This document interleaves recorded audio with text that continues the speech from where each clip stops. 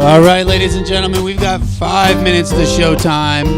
Get those raffle tickets to benefit the Scotty Lap Foundation. Grab your food from Mogrog, your adult beverages from Sierra Nevada. We're going to get Ingrid Backstrom here on the stage in just a few minutes.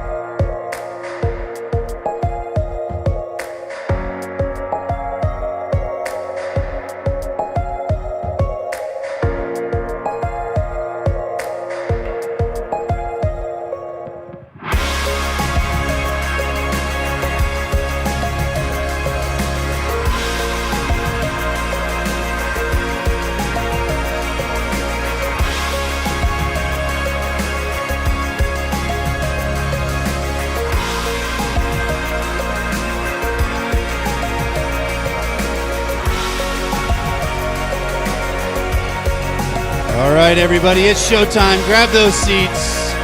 Ingrid Backstrom's in the house. Scotty Lap Foundation is in the house. Get those raffle tickets.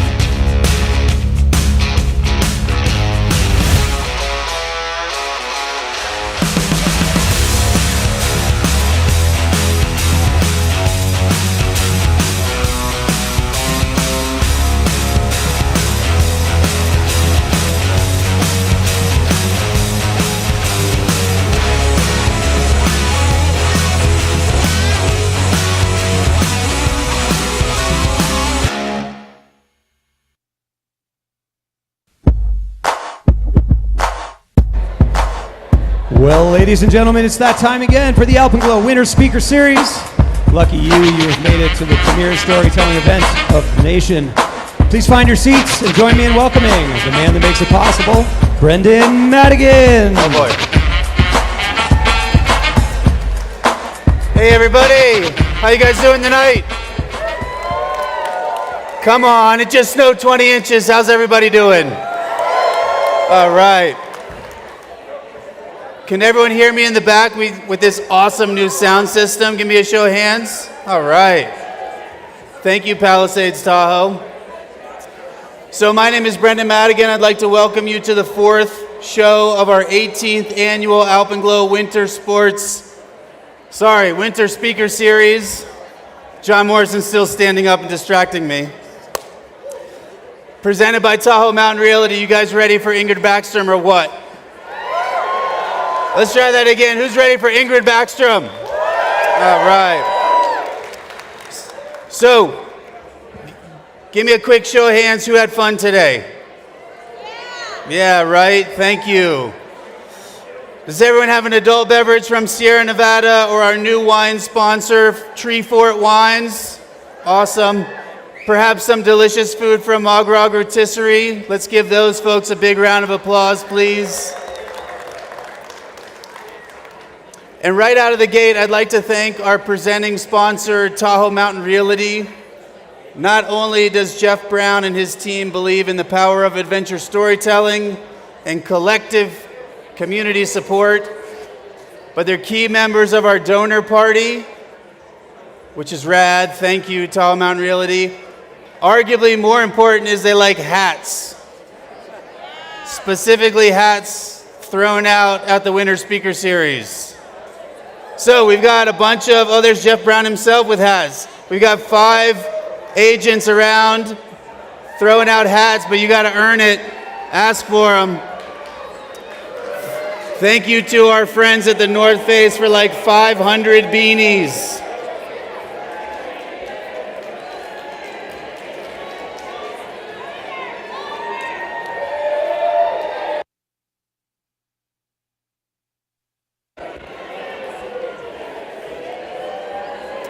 All right, hurry up, Tahoe Mountain Realty agents. We got a show to put on here.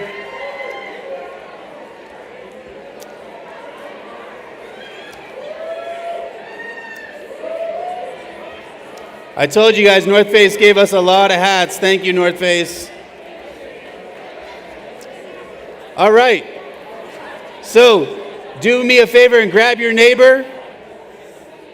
And what are we going to tell them? Grab your neighbor and be like, shh. I know it's exciting. Ingrid Backstrom, Scotty Lap. Can't get better than that. Yeah, right? So I have to tell you guys, this has been our best winter speaker series, honestly, ever.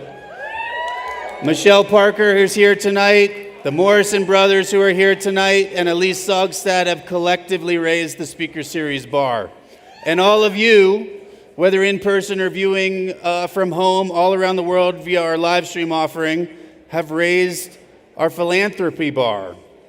So at the end of this year, we'll have easily broken the $1.6 million raised mark. So let's give it up for our community.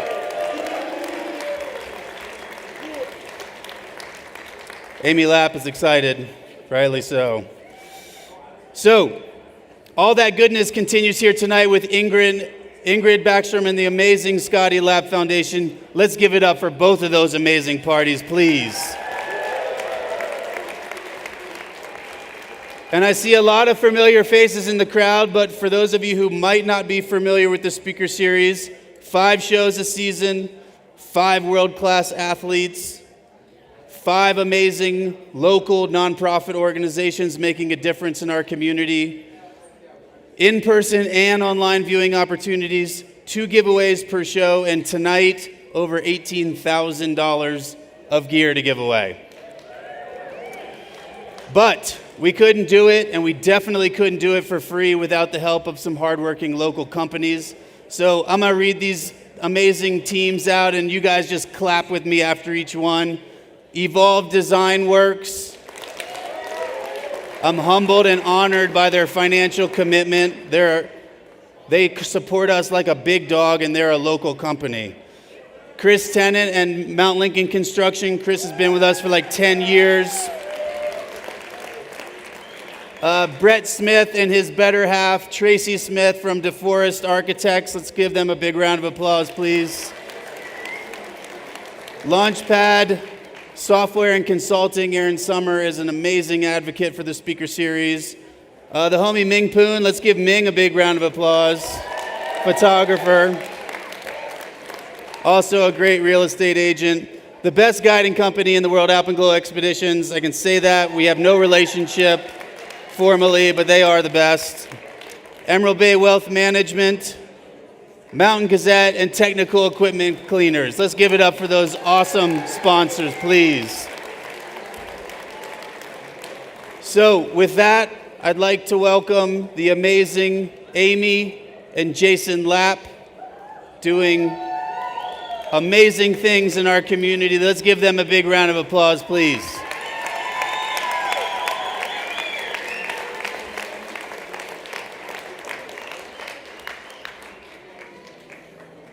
My name's Amy Lapp. I'm one of the founders of the Scotty Lapp Foundation, and I'm Scotty's mom. And I'm Scotty's dad, Jason. We want to say thank you to Alpenglow and the donor party for their partnership in having us as part of the speaker series this year. For a local, new, community-based foundation, this means the world to us. We started the Scotty Lapp Foundation in February of 2022. It was a rough month. We lost our son, Scotty, who was 16 years old, in a ski accident at Alpine Meadows.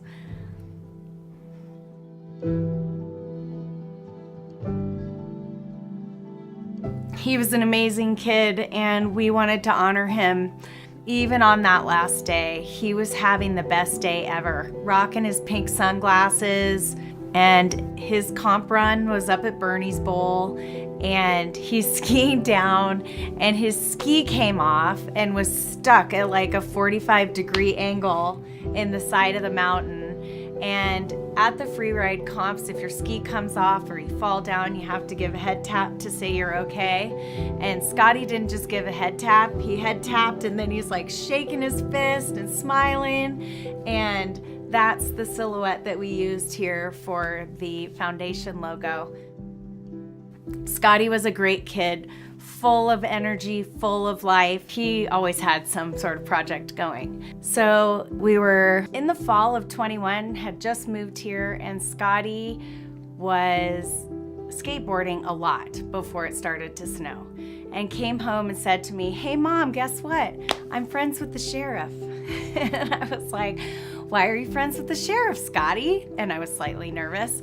And he said, "Well, you know, we skate in Tahoe City and all over the North Shore, and there's nowhere for us to go. The closest skate park is in either an incline or in Truckee, and none of us have our license. So I would really like to help my friends organize to get a skate park built in Tahoe City." I told Scotty to let's get through the ski season, and in the spring we would get organized and we would try to figure out how we could get a skate park built here in town. Unfortunately, Scotty died suddenly, and minutes after his death, I looked up to Jason and my son Ryan and I said, "You know what? We're building a skate park."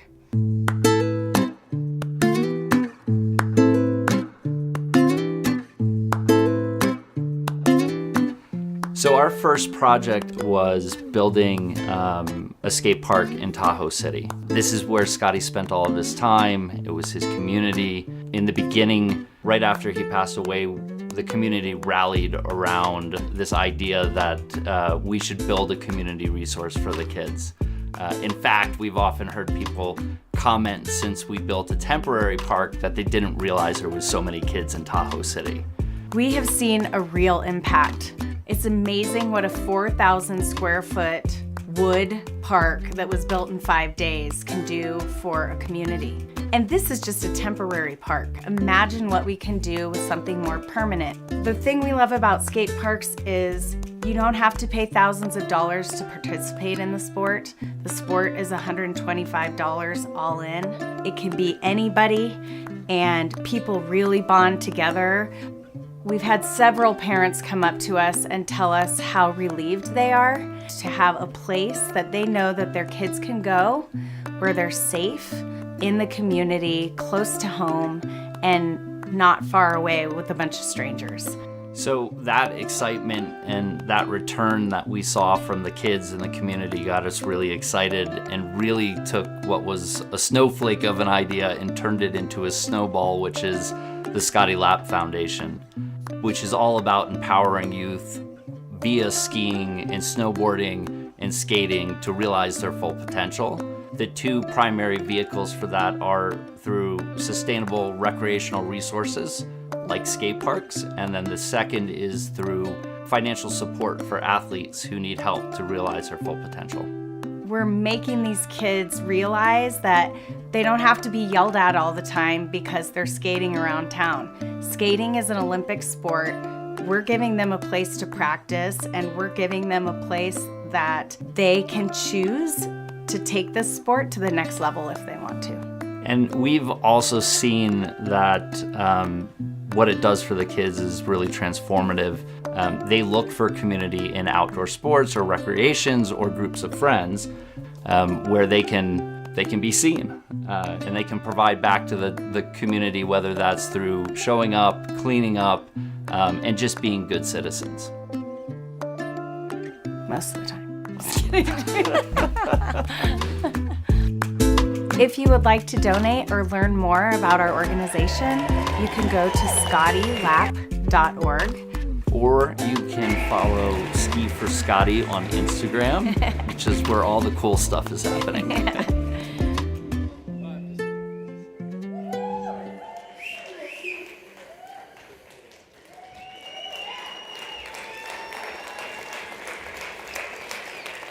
All right, you guys, I'd like to have Amy and Jason stand up. Let's give them a big freaking round of applause.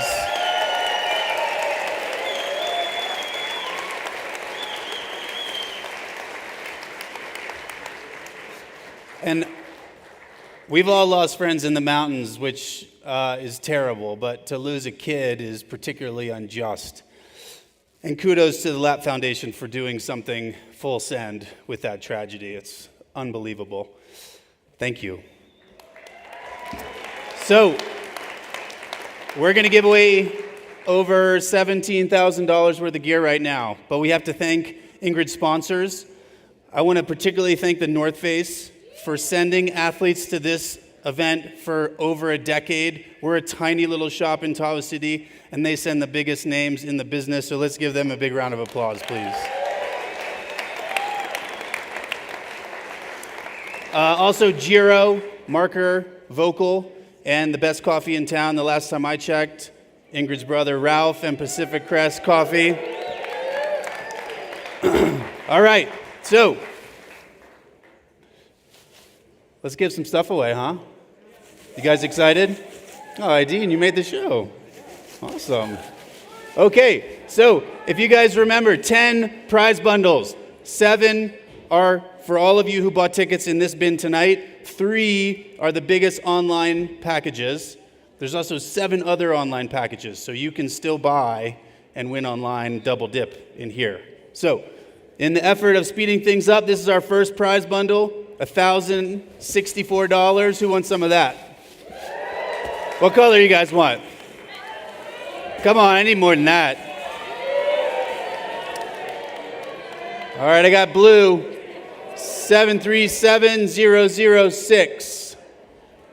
Blue ticket, 737006. All right, we got a winner. Let's give our first winner a big round of applause. Come on now. Okay. And Jared, what's our second prize bundle? Online winner. So let's pull that magic drawing. Oh boy. I'm not going to make a bad joke. Amethyst Shastanya.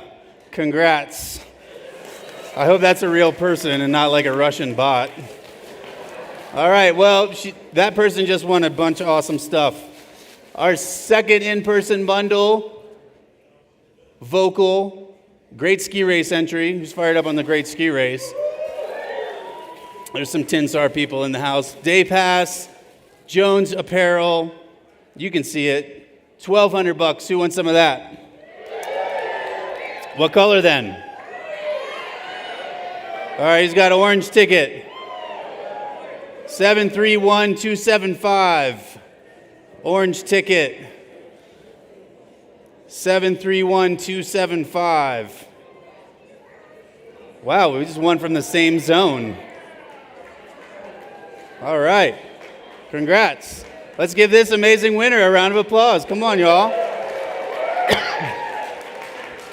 All right, Jared, what's up next? $1,300 of Vocal and Giro and North Face goodies. $1,300. Holy cow, you guys, what color?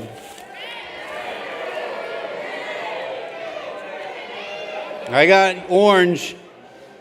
238237. 238237. Going once. All right. Come on, y'all, let's show the love. All right. I don't know, you got a lot of tickets, girl. She will tell you if you didn't win. Okay, next up. Another online package, Black Diamond Skis, Osprey Duffel,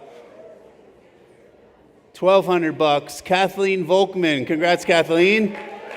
All right. Are you here? All right, in person and online, hybrid. Oh, so cool. You followed instructions perfectly. Okay, next up, $1,355 worth of Vocal, North Face, Giro, and Jones goodies. Guys, I got to shout out Jones real quick, too, because Tiff delivered massively. So let's give Tiffany Jones a big round of applause. She's way more rad than Jer. Sorry, Jer. Red ticket, 901923. 901923. Uh-oh. Oh, he's going for another beer. Come on, bro. Did you win or not? All right. He bought a lot of tickets. Okay, he's running. I like it. Don't spill your beer, though. She's got you. All right.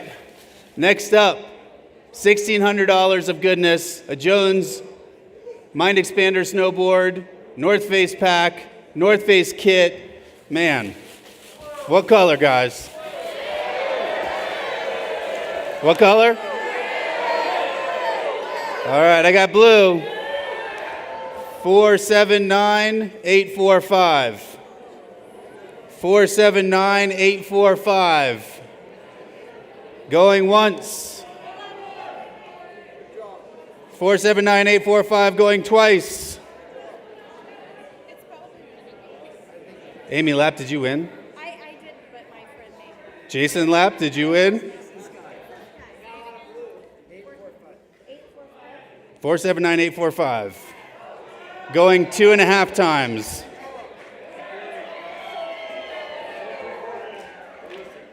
Did you win? All right. It was upside down. I mean, it happens all the time. Likely story. Okay, Jared, what's up next? Our last and biggest online giveaway package, over $1,300 worth of goodness. Thank you. You're welcome. Tori Buckley. All right, Tori. Is Tori here? Holy heck. Come on. Well, you mean come up for a high five. We don't actually have the prizes here, but there you go. See the amazing Molly after the show. Okay, next up. Is this our next one? Line Skis. Thank you, as always, Tom Lane, legend behind the bar. Almost $2,000. Who wants some of that, guys? What color? Yeah, now it's loud. All right, I got blue. 211183. Blue ticket, 211183. Blue ticket, going once. 211183. Dang, did Greg Parker win? Greg Parker, holy heck. Luann won last month.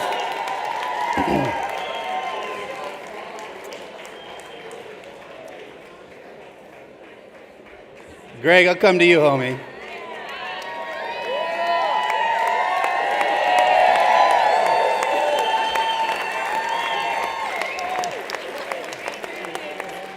I think it's safe to say we trust you. Winner.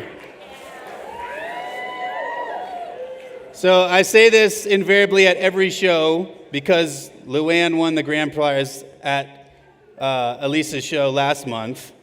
Their daughter gave the kickoff show, but they've been coming to this event since it was literally a 15-person sad little thing at what is now the Thai restaurant in Taos City. So let's give it up for Greg and Luann Parker, please.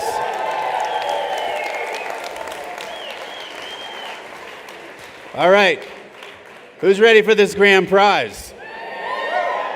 Giro helmet, marker bindings, vocal skis, and a North Face top and bottom. $2,400. What color you guys want? All right. All right, who's got a green ticket? Chris Tennant. Who's got a blue ticket? Who's got a blue ticket? All right, 737. Language. 262. 737. Did you still win after that potty mouth? Did you win? Yes. Holy cow. The finance guy from the Scotty Lapp Foundation just won. They match your eyes. They're the perfect size skis for you. All right, everyone. Hey, thank you for supporting Ingrid and the Scotty Lapp Foundation. So, at this point, I'd like to welcome the amazing Ingrid Backstrom to the show. If you don't know Ingrid Backstrom, you might have been living under a rock for the last decade. but she is an amazing skier. She's won all the things. She's been in all the movies. Let's give her a big Tahoe warm welcome. Thanks, Brendan.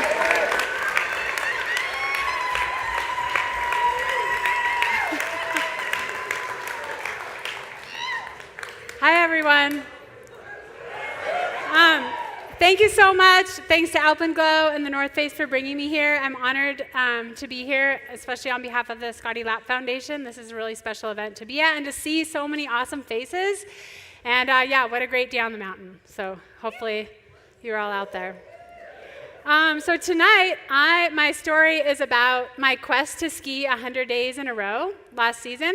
So I'm just going to go, in detail, starting with day 1, and I'm just going to go through every single day. Just kidding, I won't do that to you. But the story does actually start. The impetus for me to do that started in April of 2022. So picture me up in Alaska. I'm on top of a run. I'm really psyched to be there. And I'm filming for the Approach 2 with a bunch of my friends. And someone else is supposed to go first. They switch, they go to me, but I kind of had a plan in my head. I wasn't sure if it was a good plan. I didn't have time to talk about it out loud with anyone, but it was my turn to go. So I dropped in, and you'll see what happened. It's an awesome spine. I thought if the slough's going too hard, I'll just kind of stop. If the slough's going too hard to my right to exit right, I'll just stop underneath the spine. Because there was like a bergschrund and some rocks below, but I stopped, and then I just got hit by a wall of slough and ragdolled down. I pulled my airbag. I was totally okay. I lost a ski. That ski's gone. But I was totally fine. I was just completely demoralized, and I was left wondering how I could make such a rookie mistake after 20 years of being a professional skier.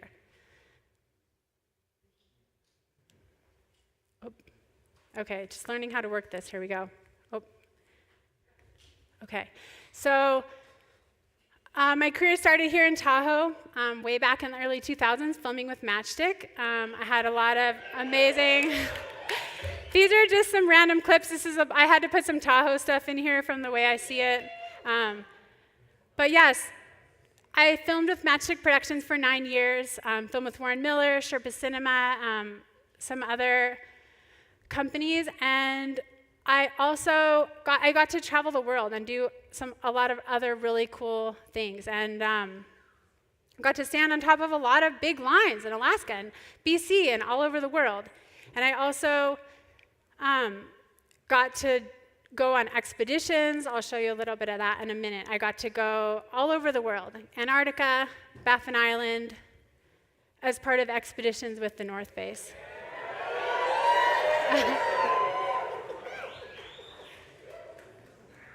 Yeah, so here's Baffin Island. This is 2005. Amazing spot. We were there for 21 days, camped out on the fjords, and we skied, I think, 20 couloirs in 19 days. There I am with Hillary Nelson, Kasha Rigby, myself, and Meg Oster. Many of the lines we skied were first descents. Some of them were second descents, but this is one of our favorite lines that we skied. In 2008, I got to go to Pakistan to try to climb and ski Gasherbrum 2. We didn't make it to the top. It's an 8,000-meter peak, but it was an incredible learning experience and a taste of what high-altitude ski mountaineering was like. This is in China, in the Minyakonka Range. We were able to make the first descent of that peak. You can see kind of in the middle, and the top is called Red Domain. It's a 20,000-foot peak. There's Kasha Rigby, Giulio Monego, and myself. And these are Jimmy Chin photos.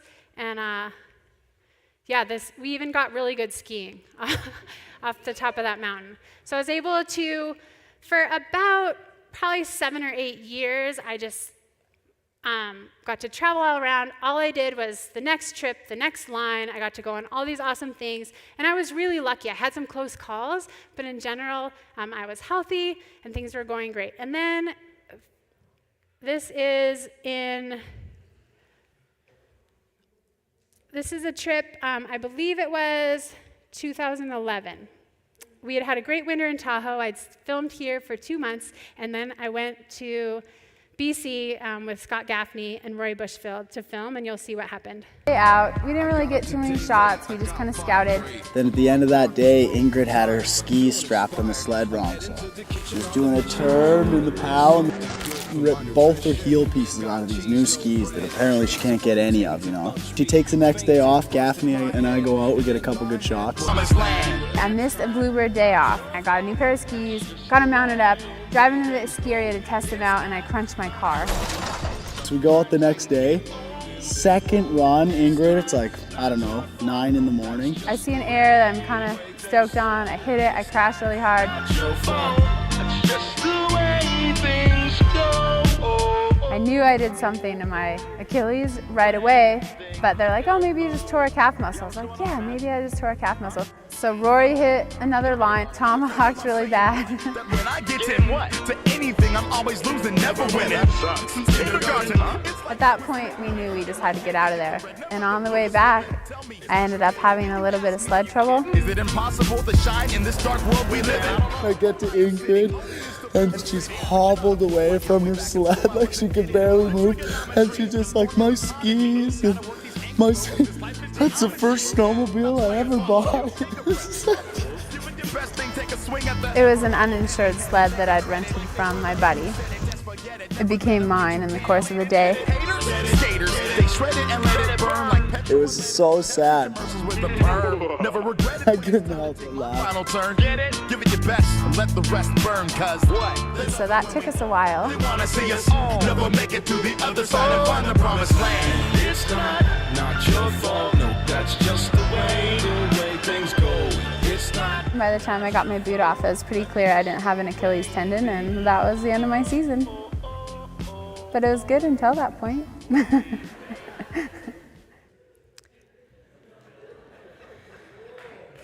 Yeah. So my Achilles healed, haha.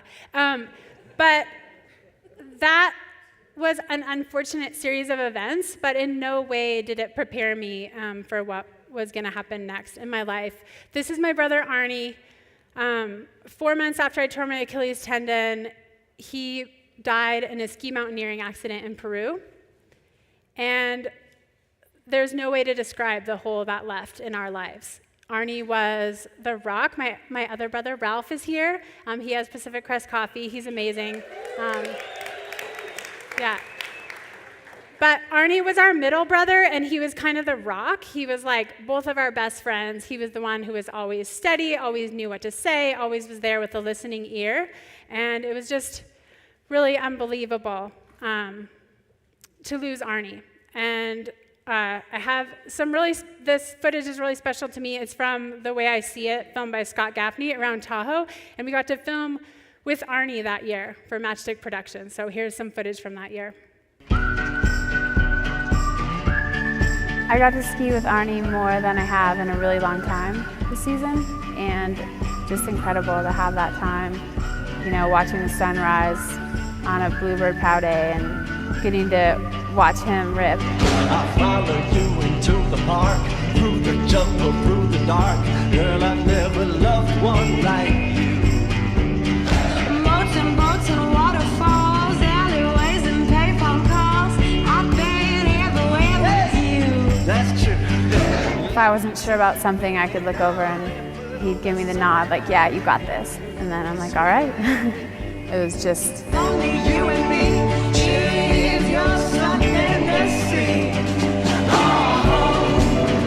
One of the most amazing things about Arnie for me is he never did anything half-assed. He believed that having pride in something and doing it well, no matter what it was part of a life well lived. And that in his skiing and the way he carried himself in the mountains.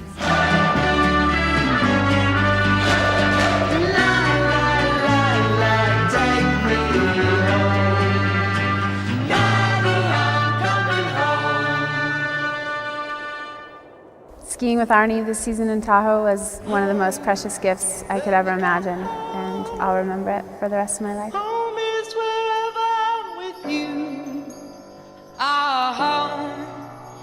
Yes, I am home. Home is when I'm alone with you. Alabama, Arkansas. I turn up my car and cry. Once a waterfall.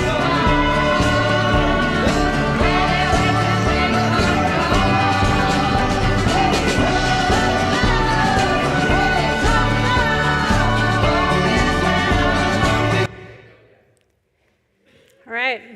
Well,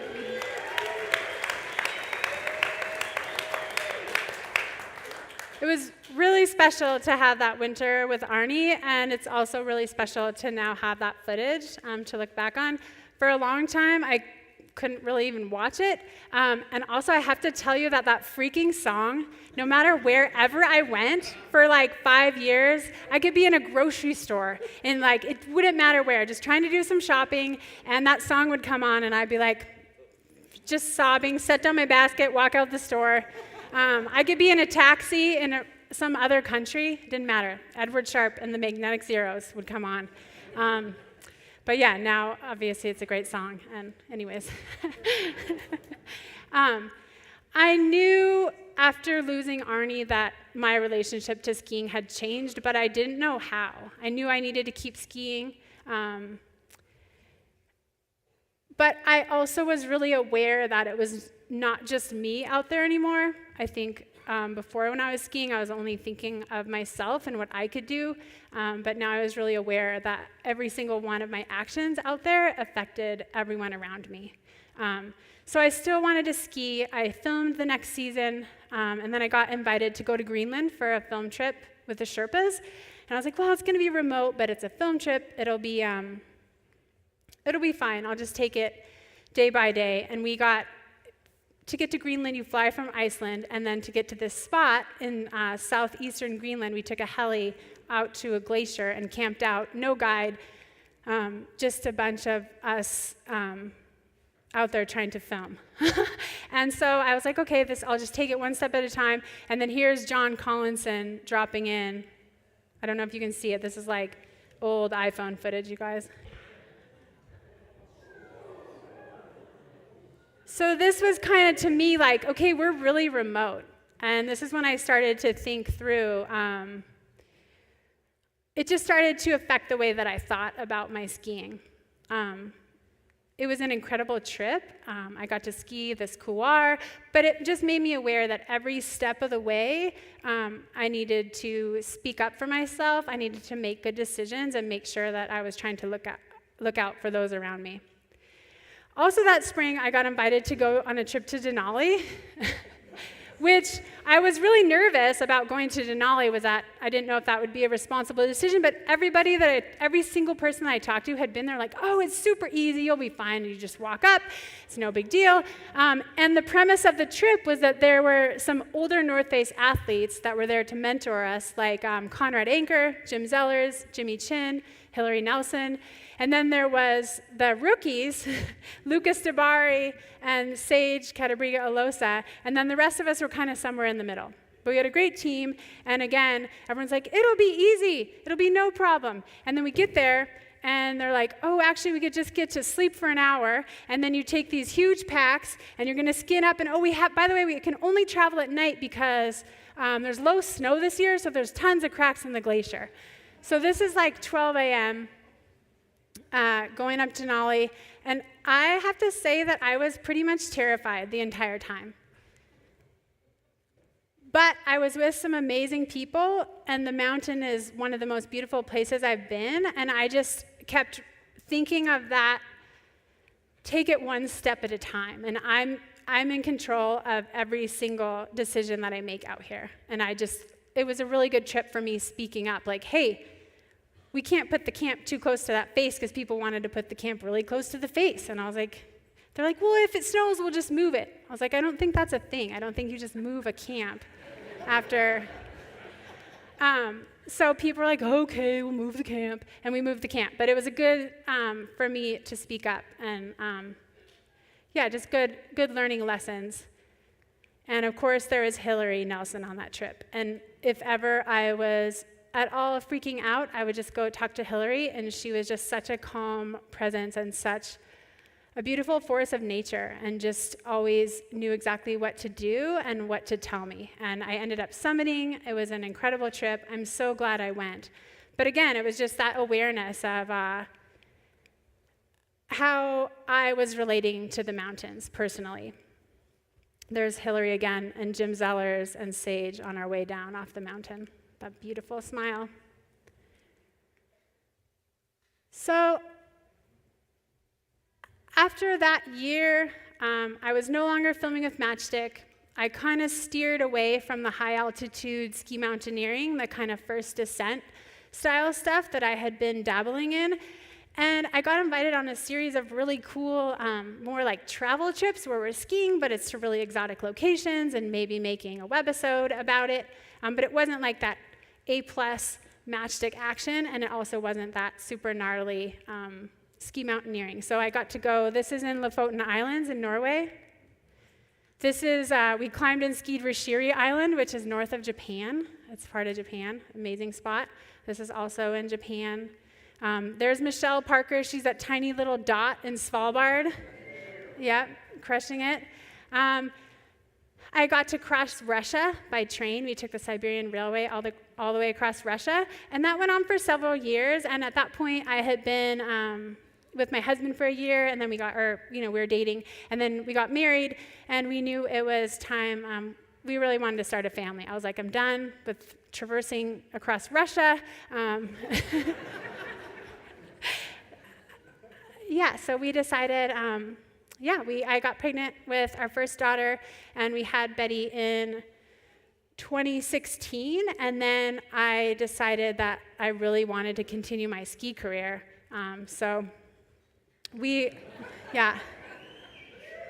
This is a film that we made in 2017 called Lineage. My head. I just put some there's a clips point together. all of a sudden when it was like, oh man, there's some things I want in my life, and they're not the type of things that just can happen overnight. I want to lay some groundwork and have this happen in more or less like a certain way.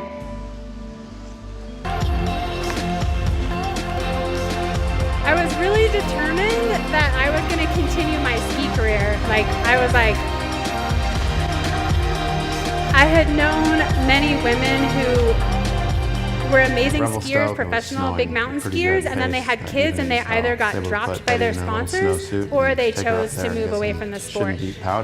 But I wanted to see if I could do both. So this is my attempt. I was like, it'll be easy. We'll just take the baby, we'll take the dog, we'll take my parents, we'll take some filmers. And we went on 6 weeks of road trips around the western US to try to find our top 25 lift access lines. Because I was so determined that I could still ski hard and be a mom. And Betty was 9 it was months old. absolutely nuts. There were some magical moments, out of the winter, but also and when we it was finished like in March, late she was nights, lots over of a year travel. old. Like she had her first birthday during the winter. She started walking during that time. She was talking of a storm starting during that time. And we also got to have this amazing trip. Yeah, it was very special, but also it was like most of the time this was our scene. This is like we would get late to a hotel room, super late to some seedy motel, and then my husband would have to unload all the stuff into the thing. I'd be trying to get the baby to sleep. You can see our dog. He's like, I don't know if that... He's like, what the hell are we doing, people? But like trying to nurse and ski and all the gear and everything. It was a pretty hilarious trip. This is the one time she napped in a lodge. The one time. We have a picture of it. That's it. Otherwise, she would only nap when she was in a stroller or in the car moving. But yeah, it was a really fun trip, and it gave me...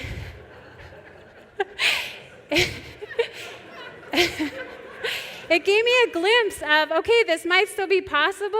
This is not the way I'm going to do it, but this might still be possible. My husband is like, never again. If you ask him about it, he's like...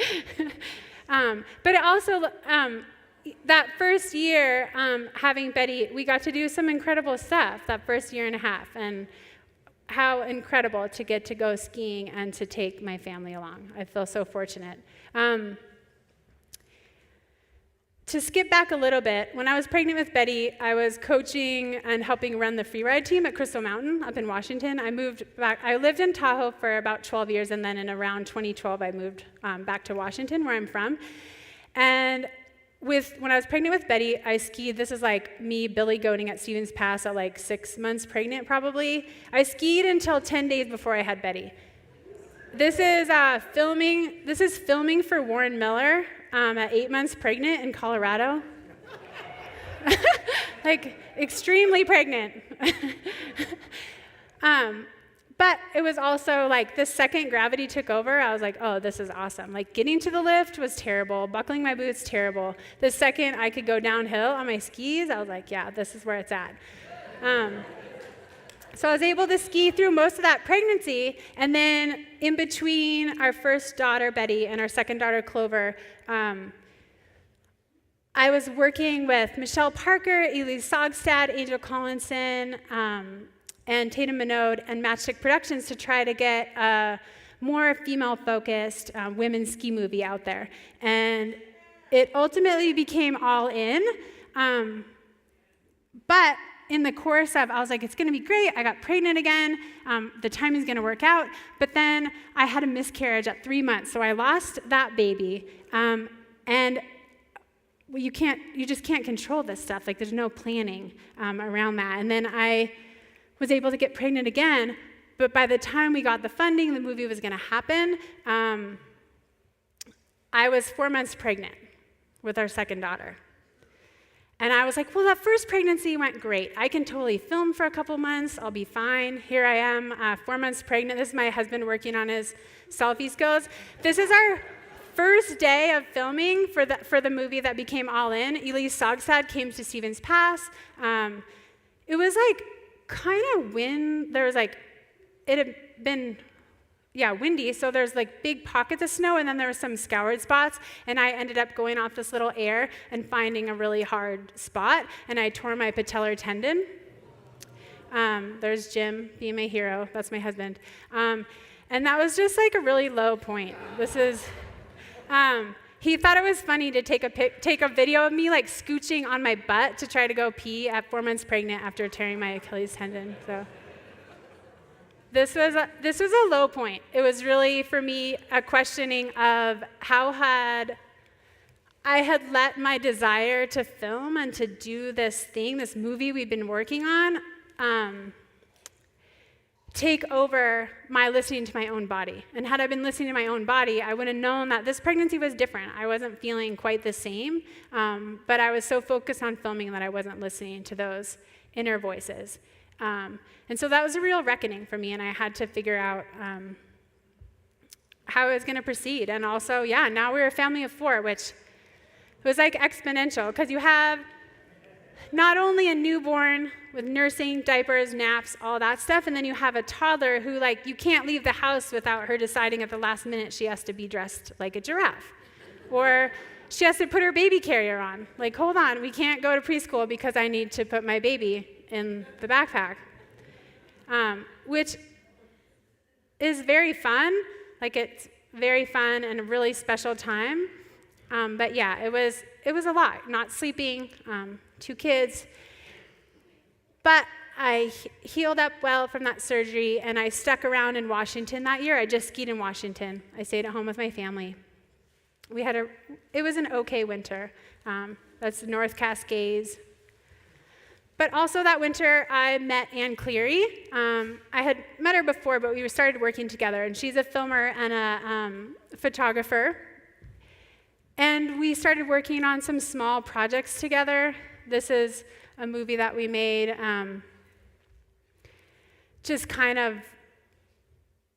we were remodeling our house, living in this double wide, and just with 2 little kids, and it was us deciding we wanted to make a movie together. We were tired of waiting around for a project to come to us, so we made these little projects in the meantime, and we started work on what would be the first approach movie that we made together.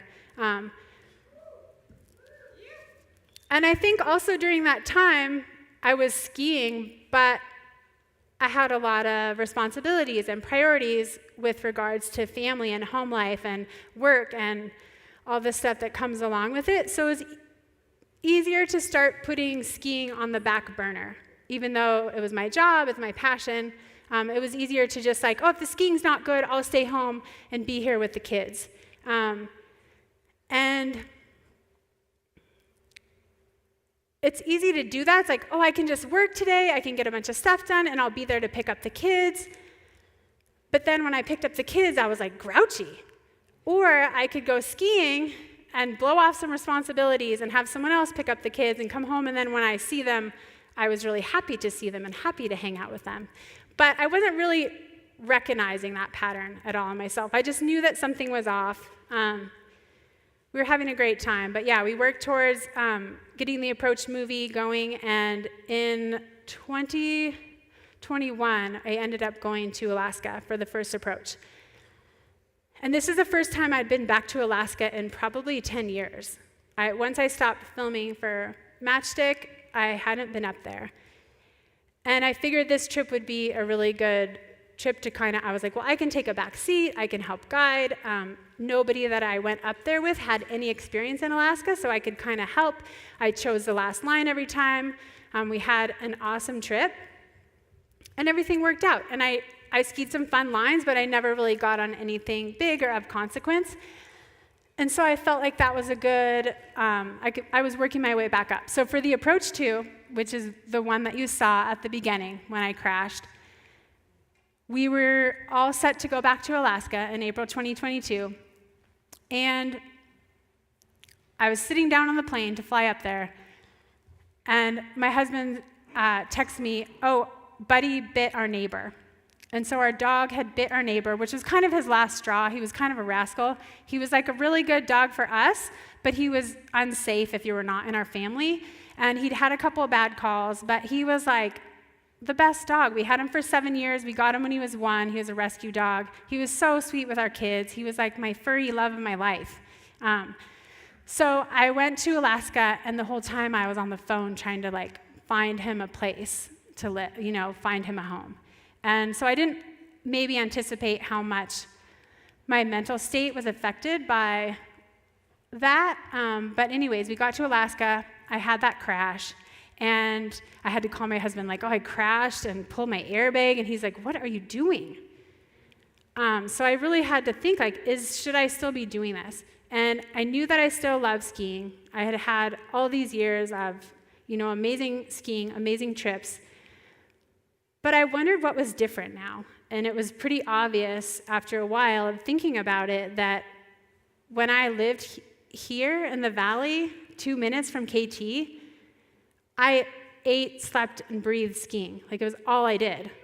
And I had let other priorities take over as I wanted to and as I should, but I wanted to figure out a way to bring skiing back more into my life and to see if that NAR switch was still in there, to see if that deep connection still existed somewhere, and maybe how I could kind of reconcile with it these days. Like, what did that look like in my life?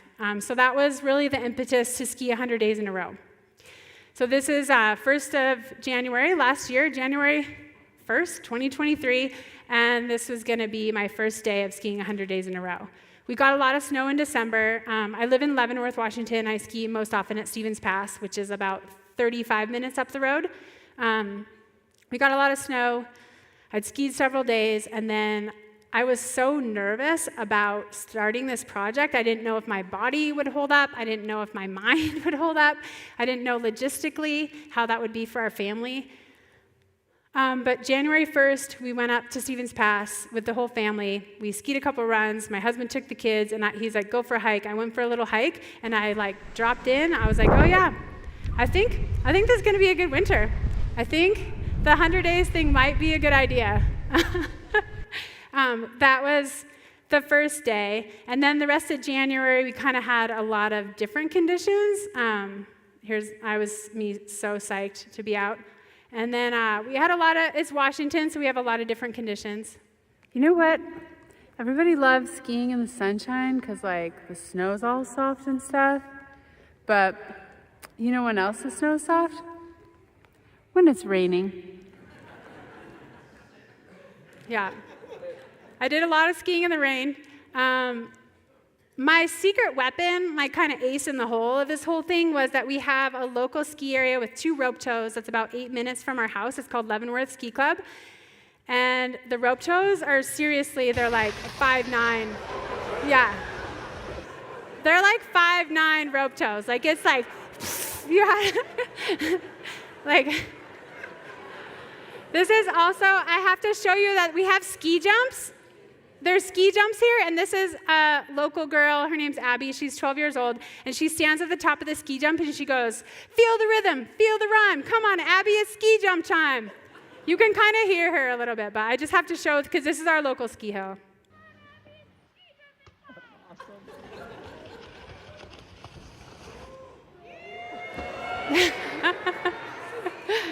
Yeah. So it's a really special place, and I spent a lot of time there last winter. This is me skinning up. I used Ski Hill for my official day of skiing, probably 15 to 20 days out of the winter. There you can see that's called the big toe. And it's you can see all 320 vertical feet of it. My personal criteria for a day of skiing was, if I was hiking, it was 640 vertical feet, so 2 times up and down Ski Hill. If I was riding the rope tow,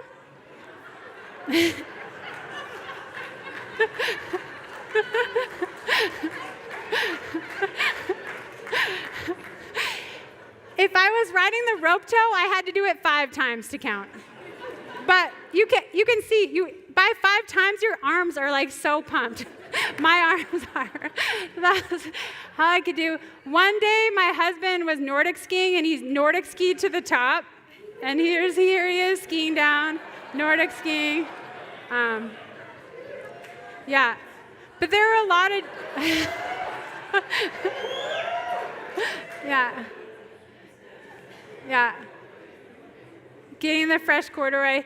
There were a lot of days that I skied actually twice in a day, because I'd go skiing and then we'd go here at night and I'd ski with my family. And this is our then 6-year-old daughter helping a 2-year-old on the rope tow.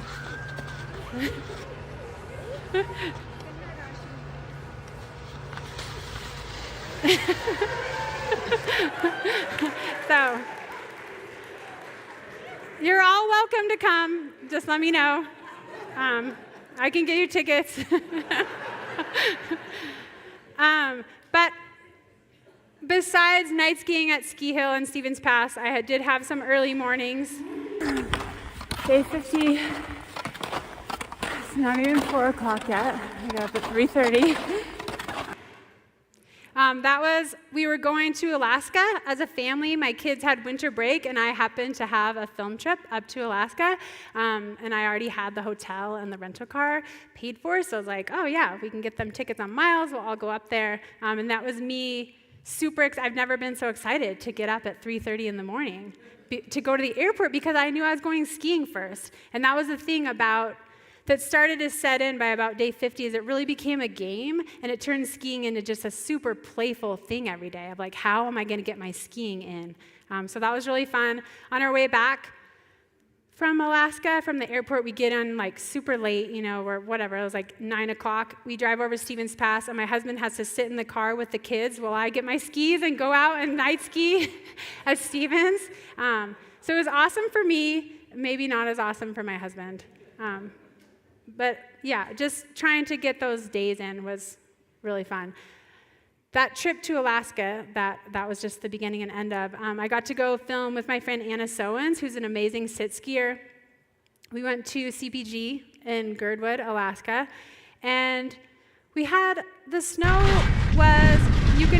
it looks good, but it's sound. You can hear it. You can see my skis chattering. I was like, skiing looked good from afar, but on a lot of the higher up slopes it had been pretty windblown, so it wasn't great, but we had an awesome trip, and it was just really good for me to kind of build my confidence back up and know that, okay, I can do this. I do belong in these mountains, and I can, again, make those decisions one at a time.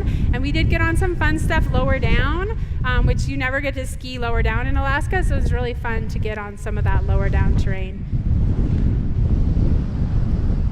And then I'd be out filming, and my husband and the girls would be skiing at Alyeska, which was really cool. We also got several days there together as a family. Just really cool to be able to travel with them.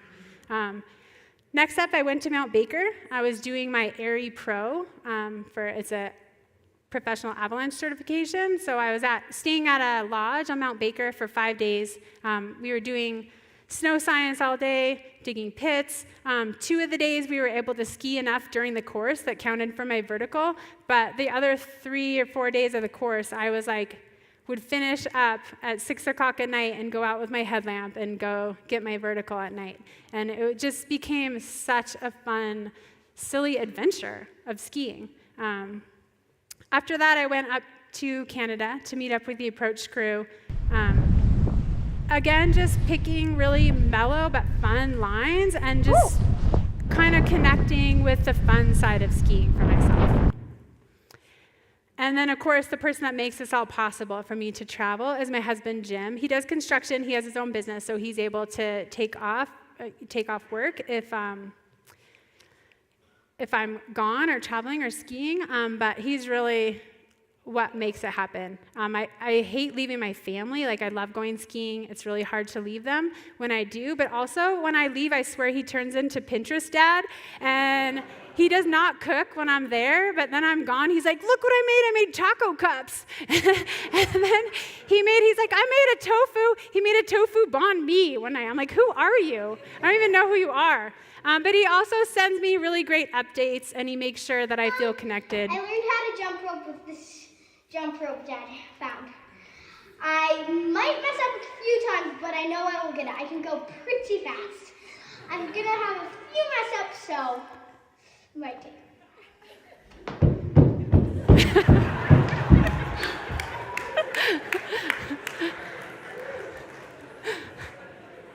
So he makes sure I feel connected.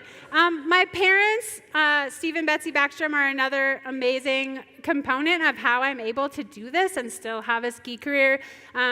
This is my dad last year, another one of the trips I was gone. I totally missed this, but he's 75, and he did this last season. He decided to do a pond skim in his backyard.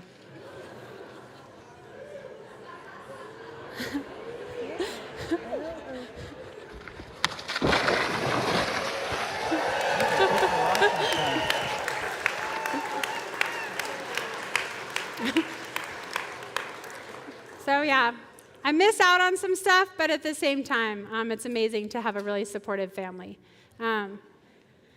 So I had a series of trips, and then you'll see this is day 69, and the wheels started coming off a little bit.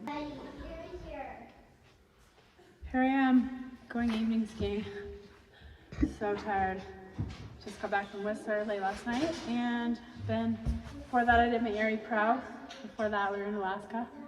So yeah, I'm quite tired, but yeah, get to ski today. I'm gonna go to the ski hill, make a couple laps. Hey, Betty. Betty, I made a chair. You wanna come? Oh right, yeah, nobody wants to come. Nobody wants to come. I don't think you asked anyone. I didn't ask anyone to come. Day 69 and no one's coming. What's going on?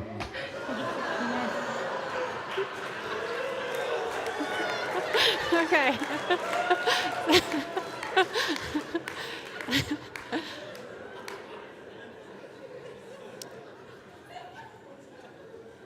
The good news was that after that, the skiing got really good at Stevens. Mid-March last year was epic at Stevens Pass. We had a lot of, you can kind of see the terrain there. You go for a little hike, and then there's these really long chutes lots of trees, lots of billy goating. You can't totally do laps like you can here at KT. You always have to take a couple lifts, but the train is amazing. The skiing's really fun, and mid-March last year was really fun. Also, at one point, I got Michelle Parker up there. She came and skied with me. Here she is. Woo! Yeah! Oh, too good.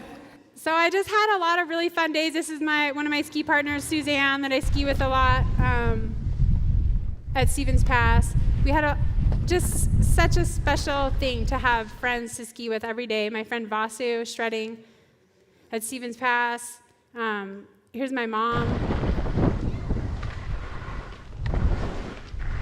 Ripping. And it was just really great to have, we had a pretty good winter last year, so I got to explore new zones, and just being up there every day, I got to be a lot more familiar with the mountain. The first couple months last year of the season, we didn't have great childcare solution for our then 4-year-old, so my husband was with her a lot, but then the days that he did come out, he loves to get the super slow-mo iPhone shots. But the days that we did come out, we got to ski together, was really special. Just more Stevens Pass.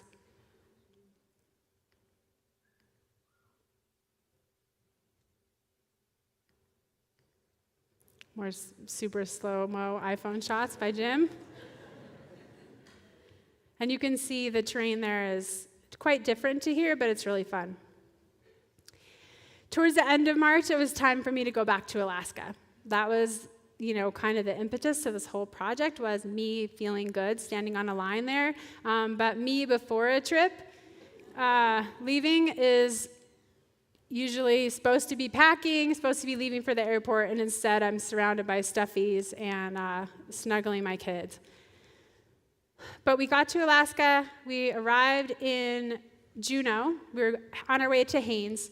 This is my friend Ann Cleary. We got to Juneau, and the plan was to get to Haines and ski there. That was how I was going to get my skiing in that day, but our flight kept getting delayed, and I was like, what are we going to do? So I said, okay, I'm calling an Uber, and I'm going to Eagle Crest. There's a ski area in Juneau, so we went to Eagle Crest.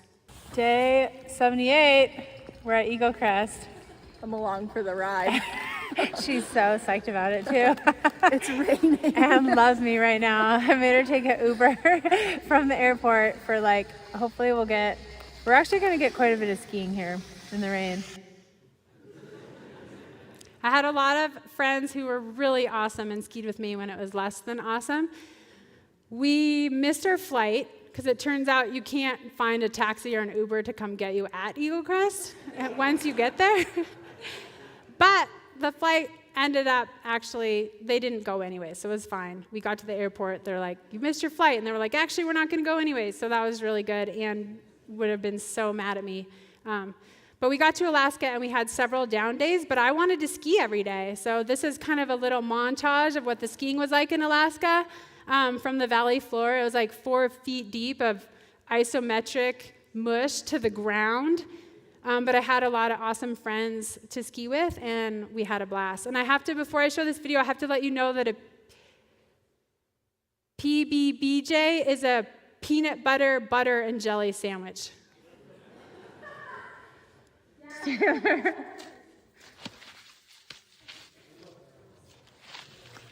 Day 79. Oh, how's that going in? Oh, I just took my skins off.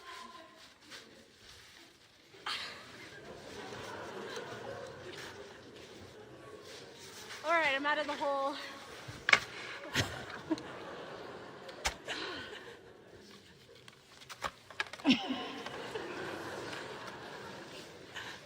Tell me when to stop filming. I feel like we got the struggle already. We could probably cut.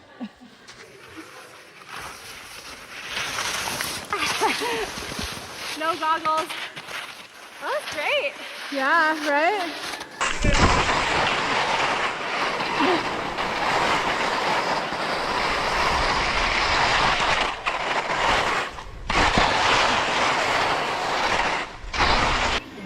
Trying to get Ingrid to go skiing for day 81, but she's not really feeling it today. I'm busy finishing my PB BJ. Lay off.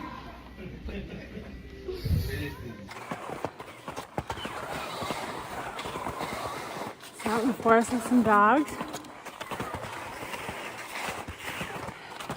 Day 82.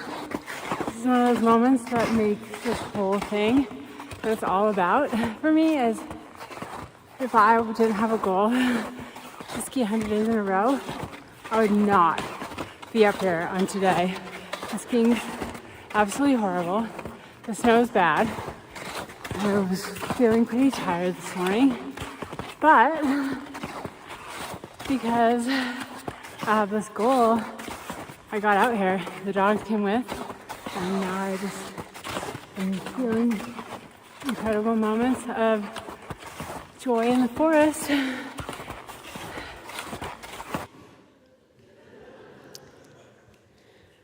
So we eventually did get out to go film. Sometimes I've been on trips to Alaska where everything works out, and sometimes I've gone and for whatever reason things just don't work out that great, and this was one of those. We did get on some fun lines, we got some fun skiing, but really not much, like a tiny bit. And some of it was our fault, mistakes that we made, and some of it was just, weird politics and budget and time and weather and whatnot. But it was still an amazing trip, and I think the most important takeaway for me from this was that, yes, this was my goal, and this is the reason that I did this, was to be able to feel like I could stand on top of a line with confidence. And I never maybe got to stand on that line, but I do know, that at least that season, but I do know after skiing 100 days in a row that that is still in me. And I also know that that's maybe not necessarily the most important thing for me these days. I have a lot of other important things about skiing. Some of it's like skiing terrible snow. Even when you've taken a helicopter up there and this is what you're skiing down. Like that's, to me, part of the adventure. And it's also about being with all these amazing people out in the mountains. And it just really brought home the whole purpose of the trip. I set out with this idea that if I control how much I ski, then I will be able to ski the way I want. But it was really like skiing controlled me and let me know that, hey, yeah, you can show up every day, and that's awesome, and absolutely I need to do that. But just showed me that skiing means so many more things to me these days. And so one of my favorite days was my husband's birthday. I got back from Alaska late at night, and the next day was my husband's birthday. And so he wanted to do a ski adventure where we leave from our house. We loaded up the skis in our kids' chariot. That's our friend Kevin. We leave our house on cruiser bikes from our house and rode to a nearby zone.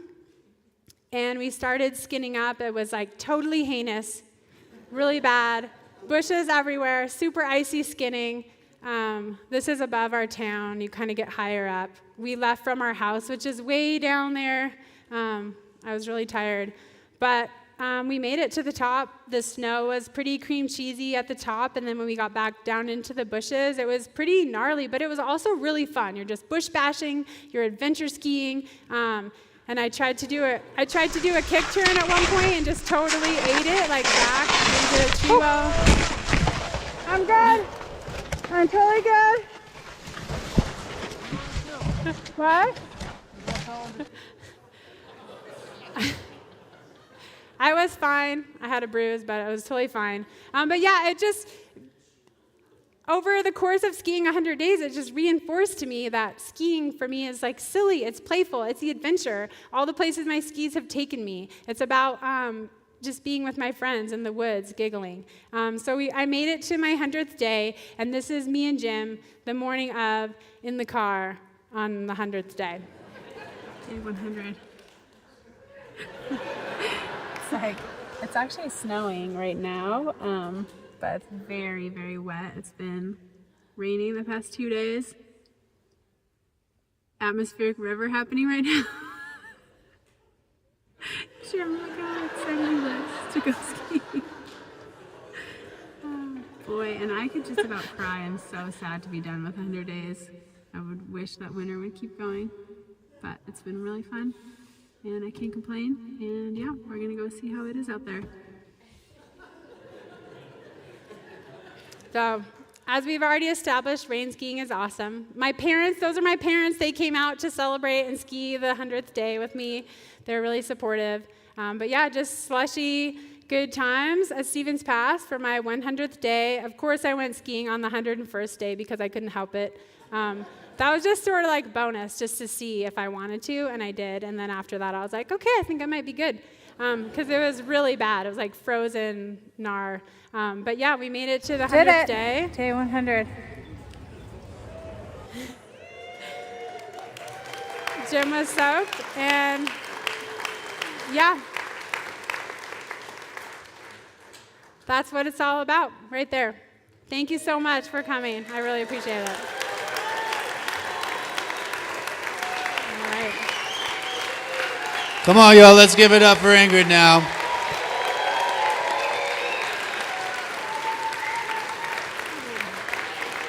Thanks.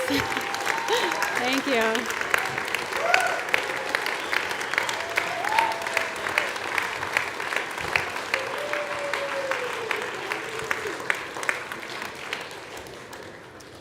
All right, everyone. Ingrid will stick around after the show if you want to come say hi. Don't forget, Dave Nettle closes us out on March 7th with Slow Food Tahoe as the beneficiary. Thanks, everyone, for coming.